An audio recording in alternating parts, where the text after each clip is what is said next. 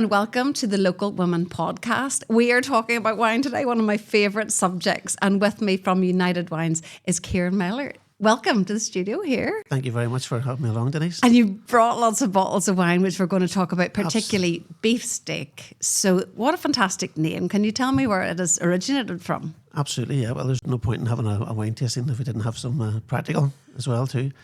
Beefsteak's probably a good example of what's happened to the wine industry over the last couple of decades. Now, traditionally, wine drinkers of my age would have drank regions. Would have drank an area. You would have drank a Chianti or a Chablis or a Bordeaux. So Beefsteak, the brand name, was created by a company called Ehrman's that we've worked with for years. Very, very creative. So they would source wine all over the world and brand them under the Beefsteak label. And then you can join the Beefsteak Club online, where they'll give you lots of different recipes to serve with your foods and sauce ideas as well too. So it's very, very fun. It's very, very easy drinking wine, nothing too serious. That's what the thinking is behind the brand. Yeah, and obviously cost effective as well, not too out of anybody's price range. Absolutely, that's exactly where it's designed at, because the price point in the UK and Ireland is, in the UK is about £7. So the vast majority of wine is drank at that price point, and that's where they're at. You know, all the wines are below £10. When they're on promotion, sometimes as low as £8.99. Yep. Yeah. So I love white wine. So Sauvignon Blanc in front of me is just like heaven. And you've got a Malbec Rosé, which I did not even know existed, that you could get Malbec and Rosé in the same title. And then the Malbec itself, which I think looks classically, you know, it looks South American. It looks like you're going to pair it with a lovely big ribeye steak. So, well, that's the idea behind it. Is, you know, when you walk into a shop, if you are a wine drinker, you're faced with sometimes up to 1,000 different wines, depends on what shop you go. So labelling has become so important. What I've seen going to wine trade shows over the last number of years is the innovation in labelling is mind-boggling. Obviously, with better technology and whatnot, and design teams working for people, labels are very strong because you have to catch the consumer's eye. Eye appeal is buy appeal, as I've always said. But then the product has got to be good in the bottle as well too, because you'll only be fooled once by an attractive label. So Beefsteak have their own charter of quality that's very, very consistent. Every time you go back to the wine, it will be the same. So yeah, labelling's been very, very important. And QR codes as well too, because you think of that, the younger customer, of course, being able to scan on, and that takes you straight to the site where it'll give you a recipe to go perfectly with your steak, a nice peppered sauce or red wine sauce for that night, whenever you're cooking in the house. But as you said, Sauvignon, they've extended the range. Malbec was the first one. Yeah. And as a nation, we've fallen in love with Malbec. Meat and Malbec just go hand in hand. Yeah, that does, absolutely. Argentinians are the biggest consumers of red meat per capita in the world. Fortunate enough to be there a couple of times, and the last time I was it was a meat feast, basically. There was 7 courses of different cuts of meat, and you're just in a food coma by the end of it, like a different glass of Malbec with each course. It's phenomenal. It's certainly... They do enjoy it and know how to cook it perfectly. When I think of beefsteak, I think of Malbec and it's sort of so striking, the red labelling on it as well. But obviously the Argentinian steakhouses in Amsterdam, the first time I tried a Malbec, because I would maybe have stuck to sort of Cabernet Sauvignon, but not really gone into the heavier red wine. Yes. But when you say, that sort of barbecue and the steak and mixed with the red wine, it's beautiful. It really is. There's a richness to it and a depth of flavour in the wine that allows it to stand up to strong flavoured foods. Like that, smoky foods and spicy foods and whatnot. And Argentina have just become synonymous with the grape. Even it's not very widely known. It has its origins in France, like a lot of the world's greatest grapes. Yeah. Like Sauvignon Blanc. The French have been sitting on Malbec for thousands of years and didn't really capitalise on it. Plantings were taken from southwest France, from Cahors, a region called Cahors. Yeah. Sort of between Bordeaux and Biarritz, by French missionaries to Argentina. And they cultivated the grape themselves, and they've been very, very clever and becoming synonymous with the word Malbec, Argentina. Now, I looked this up. Is Mendoza, is that the region this is from? Mendoza is the main region in Argentina, yes. That's correct. Very unique in that it's got very high altitude vines. The vines are very, very happy. You've got the backdrop of the Andes. It's absolutely breathtaking. Yeah, I'm sure. I mean, one of the vineyards I visited when we were there was 1,200 metres above sea level. Ben Nevis is 1,300 metres. It's the highest point in the whole of the United Kingdom.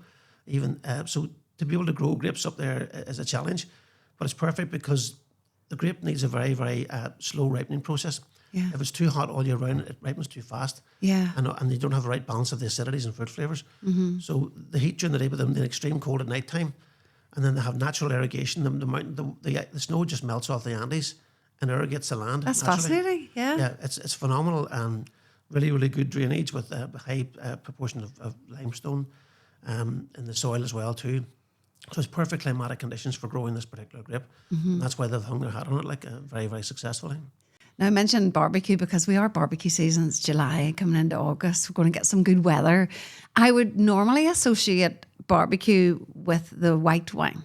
You know, your chickens or your kebabs, or with my daughter being vegan, it's halloumi and corn on the cob. So we'd probably aim for the white wine. Is that usual? For most people go for a white? Probably a bit of both. You know, if you have a few people around, barbecue is normally a very social thing. It's normally just not with one or two, and you have family members or friends. So white wine's always good to start with, or rosé. And something we always forget about in this country is we normally always are barbecuing red meat. Fish works fantastically well in the barbecue. Of course it does. I think people are terrified of it because it can fall apart very, very easy. Yes. For me, tinfoil is the greatest thing of all. If you like salmon fillets, I really love salmon. Some salmon with a little bit of the Sauvignon Blanc drizzled over the top of it. Really? Some Okay. fresh dill, Yeah. or dried dill, a little bit of butter, and you just fold it up in the envelope and you stick it on the very, very corner of the barbecue. Yeah. Just the slowest heat whilst you're cooking away at the red meat. Yeah. And that will just cook perfectly. And then you serve it in the tin foil, so all the flavours there. Skewered prawns as well too, if you skewer them quite well, or skewered chicken breasts. I come from a hospitality background, very fortunate to have learned some good ideas from some of our best chefs here locally. And one of the key things that people forget about meats is we're normally buying it half an hour beforehand. Yeah. Marinating is just so important. Of course. And anything less than 24 hours is just a rub. It's pointless. You know, you gotta. Yeah. If you're buying steaks and if people coming around on a Saturday night, pour a little bit of this red wine into your 2 steaks, loads of black pepper, and cling fill it, stick it in the fridge for 24 right, okay. hours. 24 hours. 24 hours. Any less to say, because to allow the red wine and the black pepper to penetrate the meat, Yeah. it needs to be about 24 hours. I And then wouldn't. you dry it off. Yeah. Dry it off before you barbecue it, and then you can use don't waste that wine. Use the base of that wine for your sauce Yeah. to serve with it. So you just fry some onions and great mushrooms in a idea. pan, throw the residue of that from the barbecue, and boil it up very, very high heat, obviously, and reduce it right down. And then whatever your favorite cream or butter, like yourself, I've got two vegan daughters at home. Yeah. So we would be using the Alpro cream or something like that there as well too. course, It still yeah. gives you that depth and concentration, and a bit more black pepper, and not just to pour over the top of your barbecue Yeah. steak with a glass of Malbec. So you've got Malbec in the steak, Yeah. and Malbec in the wine. That's amazing. I have only ever put red wine into like a bolognese or a chili or something just to give it a bit sort of extra sort of like pep up to it, really. But I've never thought about putting it over fish or steak for a barbecue. That's a really good idea. Well, marinating all your meats just to break up a little bit of the fat, and just they're easier cooked. Yeah. And they tend to tenderize a wee bit more. Yeah. And then if you use the same wine that you've used in the sauce to consume with it, the two complement each other perfectly. It just Yeah. magnifies the flavour. Although I wouldn't want somebody taking my wine off me to put in their food. So, well, that's what That would I be say. a waste of wine. There's a sign up in our kitchen that said we often cook with wine, but we sometimes put it in the sauce as well. Yeah, yeah. Most people open a bottle of wine when they're cooking. Yeah, but Absolutely. it's not wasted when you have it in the sauce.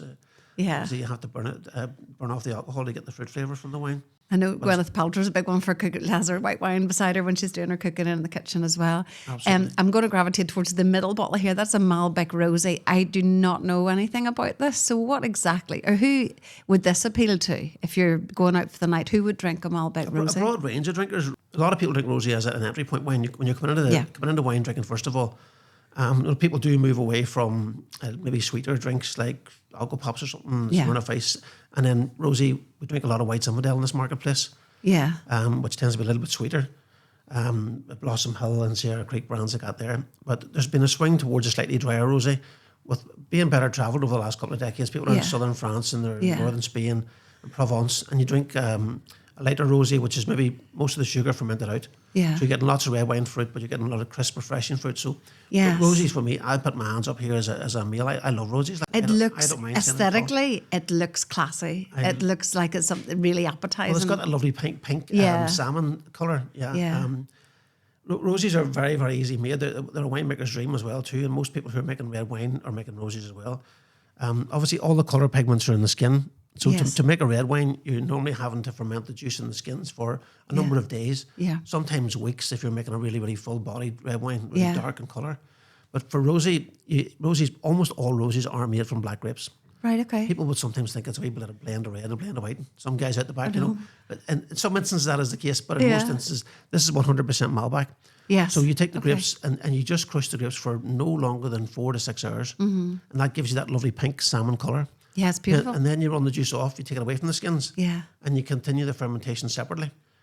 So you're just getting a little bit of red wine flavours, you're getting strawberry, raspberry flavours, but because it's served chilled and there's nice acidity in it, you're getting lovely, refreshing acidic flavours that you would get in white wine. Yeah. So it's almost 2 for 1. I can see sort of like chicken wings, barbecue glaze on the rosé on the side. Yeah. Perfect with that there, absolutely. And just whilst you're standing at the barbecue with friends, the rosé is a perfect wine to start off with. Yeah. It Sort of breaks the ice. It stimulates your digestive juices, and it's very, very moreish. And as you said, the chicken wings with a wee bit of heat in them, because there's a little bit of spice there as well too, which sort of match up with the chicken wings perfectly. Lovely, great. So you're making me want. I know it's morning time, but I have to test these. We have to taste these, Ciaran. Well, of course, but all your taste buds are in your mouth, so you actually don't have to swallow a wine to taste it. Right, We're okay. very fortunate enough to go to lots of trade shows, and the last trade show we were at, Wine Paris, there was somewhere in the region of 50,000 wines available in the arena. So obviously you're starting at 9 o'clock in the morning. You can't be swallowing them all, because you wouldn't get to 10 o'clock. You'd be fun to chat to. So you have to commit yourself that the first drink you'll have is at 4 o'clock. There's a difference between tasting wine and drinking wine. Yeah, of course. When you ask people, do they know the difference? People say, well, I know exactly how to drink wine at 5:30 on a Friday night, and I know how to drink it. It doesn't normally hit either side of my mouth. Yeah. But tasting wine, you're trying to analyse the flavour. And wine is basically 3 components: fruit, alcohol, and acidity. Yeah. Those are the main components. And every winemaker is trying to get the perfect balance. Yeah. Out of balance wines, you've got too much acidity. It's like biting into a fresh lemon. Yeah. Yeah. Some wines are too fruity. It's very cordial-like, so don't have much character. Yeah. And other wines are overly alcoholic. So the winemaker's trying to make the perfect balance of nice mouthwater acidity, loads of fruit in the middle palate, and enough alcohol to give the wine a bit of depth. Yeah. It just lingers on and it gives a bit of I know texture. what you mean, but you do want a nice sort of like, you do want I think a nice crisp appley flavour almost. So that's why I tend to gravitate towards a Sauvignon rather than a Chardonnay. I find that sort of like acidity honey definitely taste. has higher levels of acidity in Sauvignon Blanc. Chardonnay tends to be more creamier, more softer, more buttery characteristic, which is just the method they use to make it. Yeah. But Sauvignon does have those lovely aromatic gooseberry, pineapple, refreshing acidic flavours. Your Sauvignon's from Chile. That's right, yes. Yeah, that's a huge market now, Chilean wines. Aconcagua Valley, yep. I was one of the premium regions there. South America in general and Australia play a big part in our market. Which again has been a massive swing from when I started in the industry. In hospitality first in the late 80s, 40% of what we drank here in Northern Ireland was German. It was German, Liebfraumilch. My mum used to have that all the time. Peace Porter, Neersteiner. Peace Porter, all these villages, the village of Peaceport and the village of Neerstein, and you add EOR to it, belonging to. So we bought from towns and regions. Yes. And those wines didn't become bad wines overnight. It was all about marketing. Just some big brand owners come in. A lot of the wineries were bought by breweries, believe it or not. Diageo invested in wine. Foster's invested in wine, because they saw it as actually a threat to beer drinkers, so we thought we might as well be involved in it. Yeah. And they used their own marketing techniques to sell products to people and make them more drinkable. Do you remember Blue Nun as well? Blue Nun and Black Tower. Black Tower, yes. So we're going back here. You went out on a date in the 80s and you took the girlfriend out. Baby Sham. You go into a restaurant and you say, do you have red or white? And they would say, no, we just got blue or black. Oh, that's it. They had Blue Nun and Black Tower. Very Sophisticated good. restaurants had Matthias Rosé as well too. Yeah, Matthias Rosé. The lovely ornate bottle, yes. Portugal, of course. That's right, yeah. Well, I mean, the choice that we have now, this is a wine consumer's dream, our market. Mm-hmm. When we have visitors from mainland Europe, they're just open their eyes. They go, oh my God. Because in Bordeaux, they're so parochial, you'll only get Bordeaux. Yeah. You'll hardly even get a wine from Burgundy or Loire. They'll just want to sell their own wine. You go to Rioja, and 99% of what's on the shelf is just Rioja. Yeah. So, because we're not a wine-producing nation, every single wine-producing country in the world we will get. And they want us to take their product. They want to be in this marketplace, yep. So we have so much choice. That's why you're always encouraging people to try something different. Okay. And that's the amazing thing about this range. Beefsteak have diversified into a French Malbec now as well. Yes, yeah. A Spanish Tempranillo. Right. And an Chilean Chardonnay as well too. Right, so okay. Once you fall in love with the brand, you can drink your way through it at different stages depending on the occasion. Okay. You mentioned drinking, but we're not going to drink, you're going to taste, aren't we? You can if you want, if you're not. So we're starting with the one that I think I would probably buy if I was going in. I would say but Sauvignon Blanc would be my favourite. We love Sauvignon, and you'll know as soon as you taste it the reasons why. I mean, wine appeals to 3 of our senses: sight, smell, and taste. You don't have to look at the colour too much. No white wine is white. it's normally a bit of a greeny golden tinge to it. Yes. And then if you just hold Yeah. your hand over the glass for a Hold my second, hand, hold in the aromas, put your nose into the glass. Doesn't smell of an awful lot, but these are what's known as professional wine tasting glasses. So you give it a swirl around I'm in swirling the glass, it. and the Okay. way the wine glass is shaped with the bowl on the bottom, and the aromas will come to the neck, and then you put your nose into the same time. It's become a wee bit more pronounced. Yes, but still very mild. Yeah, the swirling process has a purpose. People think you're being really posh. Look at me, I'm a wine taster, but it helps release some of the aromas. Of course. I can smell it more now, yeah. Freshly mown grass. Yeah. Those gooseberry, pineapple fruits, a little bit of lemon there as well too. I can smell lemon, I think. Yeah, definitely. It's quite appealing in a way. It's sending a signal to your brain that it's quite pleasant. Yes. That's the most important thing. You don't want an off aroma. You don't want the wine to be. It's very, very rarely false. This is really subtle. It is quite It's subtle. nice, yeah. It's more in the French style than it would be in the New Zealand style. Okay. New Zealand would be jumping out of the glass at you. Yeah. So it's more in the style of a southern France wine. Okay. So I say all your taste buds are in your mouth. So next thing you think about the acidity, sort of gets more towards the back of the mouth. Right. Well, we taste the red wine, you'll see what tannins cling around the side of your gums. Okay. And then the length of time the wine lasts in your mouth is normally an indication of the quality. Okay. So it really attacks your taste buds towards the back of your mouth. it is sharp, yeah. Mm-hmm. It's quite mouth-watering. Obviously, it's the first wine of the day as well too, so it does Yes. feel a bit more pronounced because of Yeah. that there. But when you put your tongue around your gums afterwards, there's loads of fruit. We taste sweetness in the very tip of our tongue. Yeah. There's just a little tiny, but there it would never. It's technically a dry wine, Yeah. but there's that nice sweet pineapple and gooseberry fruits there coming through. Nice crisp acidity. It's definitely it's nice and crisp and I see lemony. Yeah, lemons. It's lemony, you can imagine those big juicy prawns. We talked about the prawn Oh yeah, skewer be with lovely. fresh lemon just over the top of them, just Yeah. before you're about to serve them. And then share it with us. And a glass of that there, absolutely magic. Yeah. That's a really, really good one to go I would with. definitely go for this. That's lovely, so it is. Yeah. Good start to the day. Okay. So what's next, Ciaran? The Malbec. Okay. We're going for the rosé. Now this is new to me. I Malbec don't rosé, yep, drink rosé, so You'll be a rosy convert by the end of the day. that's it's so very light colour, pretty, isn't isn't it? Yep. Yeah. Salmon pink is really what you would call that. Yeah. I would call it Real Housewives of Beverly Hills because they're always drinking rosé. That's right. They are always drinking rosé. Yeah. It's amazing the power of programs they got have. I mean, people in marketing believe that the success of Pinot Grigio over the last 2 decades was down to Sex and the City because they were constantly going into bars and ordering Pinot Grigio. That's right. And no one had heard of it before that, and all of a sudden Yeah. the whole world wanted Pinot Grigio. Yeah. So that if you can get your brand on a program like that there, or just a mention of it, give it a wee swirl around again. I've given another swirl, yeah. So So you're looking more sort of light red berry fruits you tend to get from rosy. So you get strawberries, raspberries, a stronger smell. So cherries sometimes as well. 100%. It's definitely there's more of a smell from that one there. Yeah, in a nice way. You tend rosies and red wines tend to have a bit more depth and flavour. They say that white wine is only something you drink before red wine. Yeah.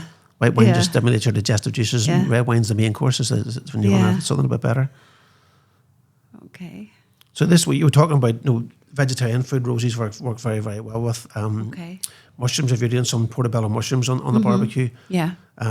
Tofu is very, very, very popular, given high protein content as well too. And the halloumi cheese is nice as well. Halloumi cheese, yep, as well. Yeah. Lots of different things they got there. That has definitely left more of what I would consider a red wine taste. Yep. Afterwards, rather than the Sauvignon. Absolutely. Yes. 100%. Well, you're getting those red berry fruit flavours that we talked about. Yep. And it clings to the side of your gums. It's got a good bit of length. Yeah. The wine, inexpensive wines will fade away after about 15, 20 seconds. Yeah. And if they're very high in acidity, you almost need a Gaviscon chaser after them. It's just that's nice, but that's like that. What I would call like the velvety taste of a red wine, and more like a Cabernet Sauvignon almost. I can't believe that because it looks so light.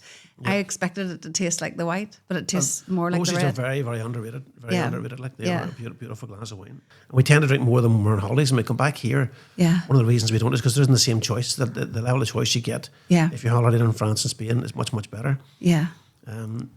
But that's nice, yeah. That's perfect, yeah. It's really, really It's good. interesting. It just surprised me that the aftertaste to it actually. Very much in the style of Provence, southern France, that style. Yeah. And those wines, as you know, are selling for £20, £25 a bottle. Yeah. Some premium southern France rosies. But that fits the bracket perfectly. That's nice. That's definitely one to bring round to somebody's house, I'd say. A nice bottle of that. So Absolutely, yep. So we have our, well, I'll call it the OG, the one I know you for, the beefsteak, the red wine, the one to go with your steaks. That's what I would associate with, nice steak at night. And You will find Malbecs at various different levels of body. When we're talking about white wines, we talk about dry, medium, sweet. And then red wines, you talk about light body, medium body, full body. Mm-hmm. So it's a textural experience, really, what some wines give you. Pinot Noir tends to be very light. It's very thin-skinned grape. Yeah. Malbec can be medium to full or sometimes completely full-bodied, depending on what you're spinning. Okay. This style is more medium-bodied. Okay. So it's quite easy to drink on its own as well, too. Yeah. Full-bodied wines really normally need some food. But this works perfectly well with It's going to sound really unusual. I'm about to say it smells like leather. I think that's not unusual. It smells like a leathery, woody smell. Yeah, those are good characteristics, and you tend to get. There's one thing you tend to pick up in Malbec is like violets, Parma violets. Right. Okay. I know it's a power of suggestion. As soon as I tell you, that's all you'll be able to smell. That's all you'll be able to see. And you get some black fruits, blackberries, black cherries. No, this actually smells like, this is unusual, like a sauna, the sauna wood smell when it's smoky. When it's hot, whenever it's warmed up. Yep, This I could definitely drink this and be in a sauna. You've got a good palate, you've got a good nose, like you're picking up lots of different nuances there. That's lovely. That's nice. Very, very pleasant nose. Mm-hmm. And there's such a raft of Malbecs on the marketplace now. The consumer is looking for consistency and a brand that they're comfortable with and they understand, and that's what they're going to get with the beefsteak all the time. This is a beautiful smell, actually. Is it? Well, that's the thing about red wines. You can just sometimes snooze them. I would always say to people, invest in good glassware. These glasses are the ASO glasses for tasting because it helps you analyse the colour of the wine. Yeah. But you should invest in a good-sized glass at home. I'm on a mission to smash every Paris goblet in Northern Ireland. Sometimes you go down into rural pubs and they pour you a glass of these wee tiny Paris goblets. Oh, I hate that. You can hardly drink it out of. I know. There's still some people. Or else they pour you this much in a proper glass. Yes. Which is not good either. Well, that allows you to get the aromas of it a bit better anyway and swirl it around. Yep. I can see from looking at your glass the colours more. So absolutely, it's and there's also when a wine is a little bit higher in alcohol. Yeah. The glycerol in the alcohol clings to the side of the glass, and the wine term for that is legs. You can see the legs on the wine. Yeah. Oh wow! Yeah. Yeah. Or tears, also sometimes known as, with a nice clean glasses like this here, you can see it clean. So anything over 12.5%, 13%. Okay. Whereas if this had been a lighter style wine at about 10.5%, that would have run off the glass right away. Right. Okay. You wouldn't have seen that. So you can impress your guests. The next time somebody pours you a glass of wine in their house and you swirl it around, if you see lots of legs, you can see, I think this is about 12.5%, 13% alcohol. Oh, yes, I'll use that. Have a guess.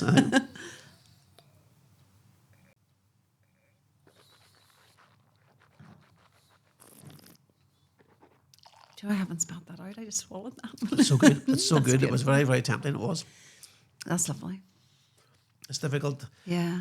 It's difficult to do that. It is. It's all the berries, so the smells are kind of, woody, smoky, the smell. I think what we love about Malbec is it just finishes so generous and so soft. Yes. Other full-bodied grapes like Cabernet Sauvignon and sometimes Tempranillo and Shiraz can be a bit of a taste challenge to the consumer. They're quite tannic, quite full-flavoured. They're not easy to drink on their own. Malbec just finishes just so smooth. It's lovely, yeah. Yep. There's no doubt about it. There's not too much of an aftertaste to that.